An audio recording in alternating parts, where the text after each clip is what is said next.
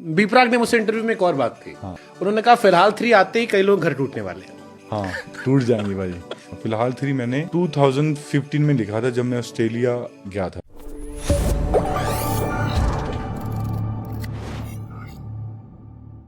B प्राक ने मुझसे interview में एक और बात कही। हाँ। क्योंकि बी प्राक के इंटरव्यू में जाने के इंटरव्यू बी प्राक आते आते रहते हैं। हाँ, तो ये बिना हो ही नहीं सकता।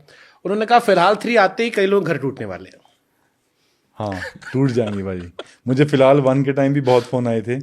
हालांकि मैंने फिलहाल 3 आपको बताऊं, आपको सच्चाई बताता हूँ। फिलहाल 3 मैंने 2015 में लिखा था, जब मैं ऑस्ट्रेलिया गया था पहली बार।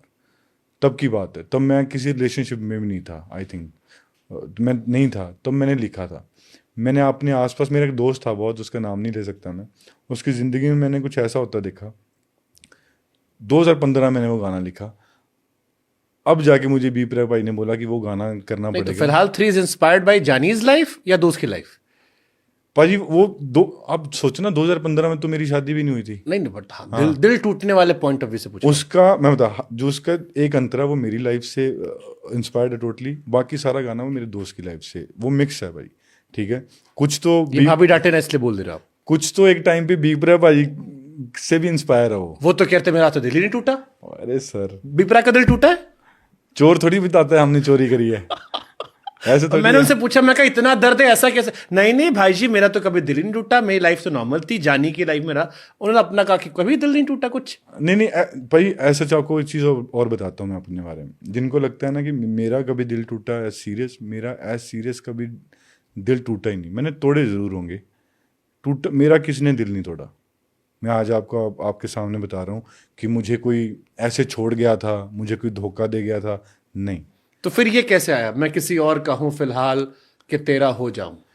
ये ऐसे आया कि जब आपको एक वक्त आता है ना, जब आपको लगता है कि यार ये काश मेरी ज़िंदगी में होता तो शायद ज़िंदगी बेटर होती।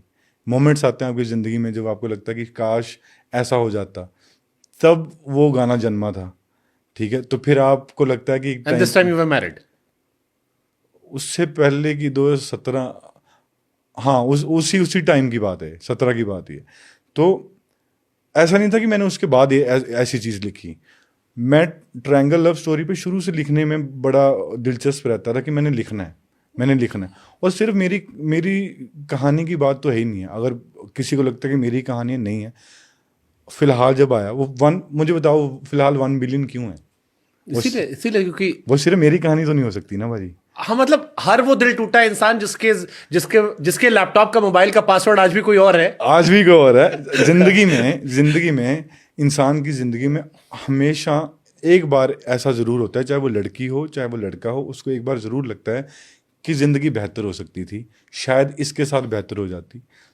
पर फिर आपको जिंदगी बताती है कि नहीं, ज़्यादा एक्साइटेड होने की जरूरत नहीं है, जिंदगी ऐसे भी ठीक है।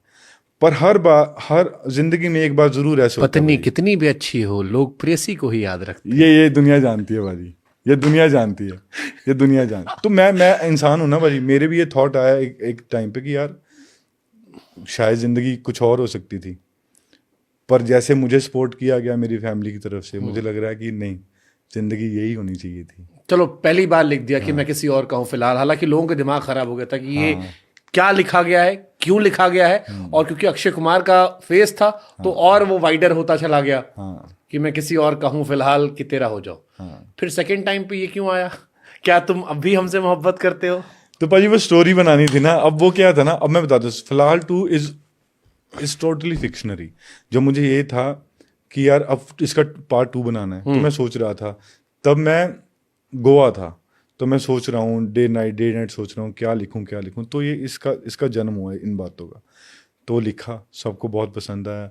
और बहुत सबसे ज्यादा लाइन उस गाने में चली, जानी ने रो रो के समंदर भर दिया। समंदर भर ये दिया। बताओ पहले, ये भी बताओ मुझे, जानी ने रो रो के समंदर क्यों भरे थे? भाई पता क्या है? मैं एक चीज में और माहिर हूँ, मैं बताता हूँ। जो मुझे कला ही ना, जिसकी वजह से मैं परेशान भी हूँ और खुश भी उतना होता हूँ। बड़ी अजीब बात है। लोग किसी इंसिडेंट की वजह से उदास होते हैं। आपके साथ कुछ बुरा हुआ तो आप उदास हो गए। ट्रू। मैं जब चाहूँ उदास हो सकता हूँ, कुछ बुरा भी ना हो। राइटिंग सोच के, कुछ क्रिएटिव सोच के। मेरे साथ कुछ भी बुरा नहीं हुआ ना, तो पता नहीं वो कैसी कला है। मैं जितना भी उदास होना चाहूँ ना, मैं उतना उदास हो सकता हूँ विदाउट थिंकिंग